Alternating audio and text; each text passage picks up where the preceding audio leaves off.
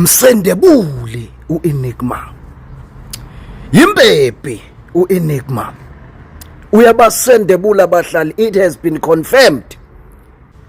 uTruth Defender kune channel YouTube channel uTruth Defender. Uye interview uChris yesterday. uChris lo bekahlala interviewer ubrother Enigma on Chris network. Yes.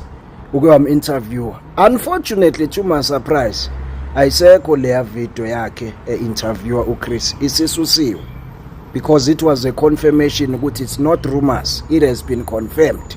It has been confirmed. I hope khona bayirecordile leya interview. Chris has confirmed it. Mangikhuluma ngoChris ngisho ubrother Chris lo beka interviewer uEnigma, lona nje odume ngayo ipodcast yakhe, beka confirm ukuthi it is not rumors, it is real. Wabeka ke ngendlela beke ngayo ke. Well, umsendebulu Enigma, it has been confirmed.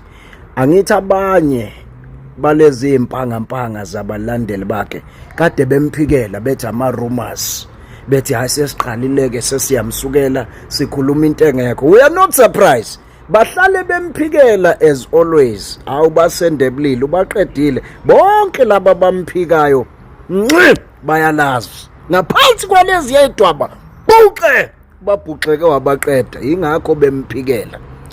Nkosi yami, ngaze ngayikhalela ingane yabantu okuthiwa uSister Grace ebhuxekiwe yaqashula ubuvagina. Uyaconfirma kuChris ukuthi hayi impela le ngane nawo ngisho nama video ama notes uEnigma ehamba ngentenje. Angisho uEnigma of Jesus, ngisho uEnigma of Palms, uEnigma of Booty, uEnigma wezinqe, uEnigma wama 2K athi uJesu akafuni aphinda wabhuxeka. Ngikhuluma ngalo Enigma. Uthi kubrother Chris mayibuza ukuthi hawo yini wabonakala ngathi awufuna ukinterview lengane, uthi yena ezinye izinto uyazibuka ukuthi izobenefitani mayisenzile leyo interview release ke isi on air idlalwa, izobenefitani emzimbeni kaKristu, izobenefitani. Nami ngiyavumelana naye, kodwa futhi angivumelani naye. Chris, the same Enigma umbhuxeki, umshayi wesinqe, umsebenzisi wesende, the same Enigma wena wamvumela, wakhuluma ngamagama ethu, wakhuluma ngabo pastor, wathi bathwele, wathi banenyoka. Ya benefitani i-podcast yakho, ya benefit ama viewers, ya benefit ama subscribers, yakhula njengoba iphezulu nje, ibekwe lapha uEnigma esebenzisa amagama abantu. So why mase kumele enye intombazane ize enye ingane yabantu iqashula ubuvagina bayo yabhuxekwa ngesende yaphela finish inanama video nofakazi uEnigma ehamba ngentenje? Why makumele izizo expose yena kade uEnigma umvumele expose bese uthi wena ishow izobenefitani? Mina I'm only agreeing with uChris entweni eyodwa ukuthi njengomuntu kade vele host uEnigma all along, kumele vele umvikele. Like akakwazi ukuthi umuntu umhost usebenzisana naye mase qhamuka umuntu othi ufuna ukuzomexpose, uzomkhuluma, uzoveza ukuncola kwakhe bese uvela uvume. Vele kumele umvikele. For example nje nami nginokuya lapha kuThabani ST angi-interview, I'm sure makungeza umuntu athi ufuna ukuya kuThabani ST uyokhuluma kabi ngami, uST angaqala kimi ayiconfirm leyo nto nami ukuthi ngiyavuma yini. I understand ukuthi wenzani. I understand as umuntu interviewayo okade emhosta kakhulu brother kulelo site, kodwa ungathi i-podcast izozuza bese bethi uba mechoda akho mechoda ubuxoki uhypocrite.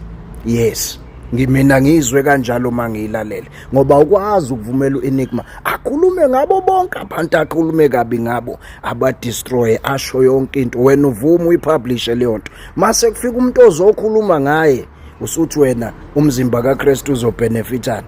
Ayini wena ububenefita ukuthi ishow yakhe ikhule phezulu, wabenefita ama subscriber. Namanje bazobenefita labo abambonayo Enigma ukuthi is not who he is saying he is. Bebezobenefita.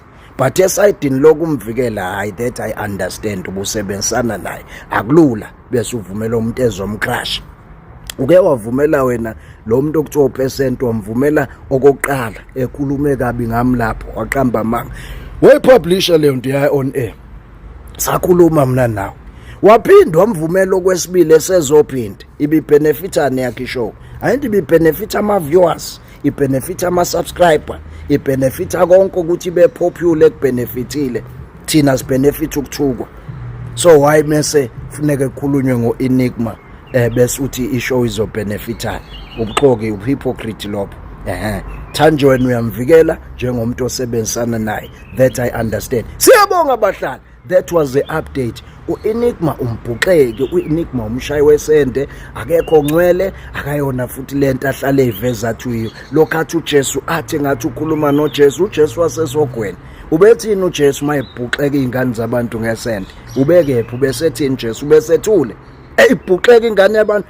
engashadile nayo ethembisa umshado kanti balala yena bazalwana abasindisiwe bengashadile especially yena ongcwele kangaka. Hello Mzansi, welcome to Mgosi waseMzansi. Nangibhode exposing brother Enigma ukuthi Enigma uyabaqedza abantu ngelisenze ukuthiwa njena ulala nabo ulala nebantu basenkonzweni basendela ngisho nemanudes uthi kunebantu abamphikelayo but uthi bona labo bantu labo labamphikelayo Enigma bamphikela ngoba bayade ukuthi onabo sowubasendebulile uqedzile ngabo uyasho nje ukuthi akabadlalisi Enigma uyabadla stronger. Please do comment your thoughts kuzongicabanga ngalolu qezo wakhulunywa ngilobhuti ingabe uyavumelana naye ohlampe wona ubona ngathi uthi cha umpenda ngemsobho ku-Enigma inyama ngakayidlanga. Please do comment your thoughts, subscribe, share this video. I will see you on the next one. I'm signing out. Goodbye.